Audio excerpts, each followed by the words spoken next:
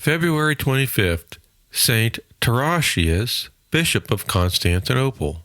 Tarasius was born in Constantinople about the middle of the 8th century of a noble family. His mother brought him up in the practice of most eminent virtues. By his talents and virtue he gained the esteem of all, and was raised to the greatest honors of the empire, being made consul and afterwards first secretary of state to the Emperor Constantine and the Empress Irene, his mother. In the midst of the court and in the highest honors, he led a life like that of a religious man. Paul, Patriarch of Constantinople, the third of that name, though he had conformed in some respects to the then reigning heresy, had several good qualities, and was not only beloved by the people for his charity to the poor, but highly esteemed by the whole court for his great prudence. Touched with remorse, he quitted the patriarchal see and put on a religious habit in the monastery of Flores in Constantinople. Tarasius was chosen to succeed him by the unanimous consent of the court, clergy, and people. Finding it in vain to oppose his election, he declared that he would not in conscience accept the government of a see which had been cut off from the Catholic communion,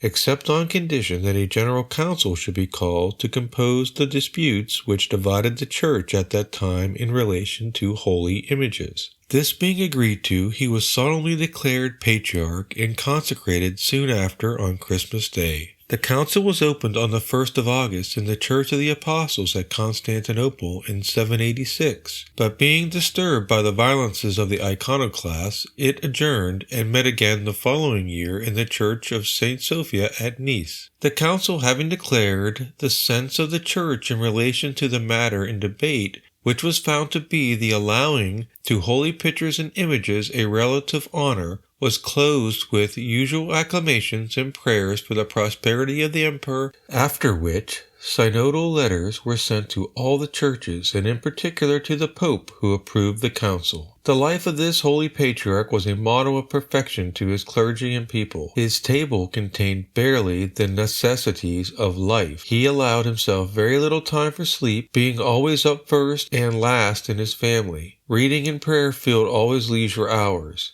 The emperor, having become enamored of Theodota, a maid of honor to his wife, Empress Mary, was resolved to divorce Mary. He used all his efforts to gain the patriarch over to his desires, but Saint Tarasius resolutely refused to countenance the iniquity. The holy man gave up his soul to God in peace on the 25th of February in the year 806. After having sat 21 years and 2 months. The highest praise which Scripture pronounces on the holy man Job is comprised in these words,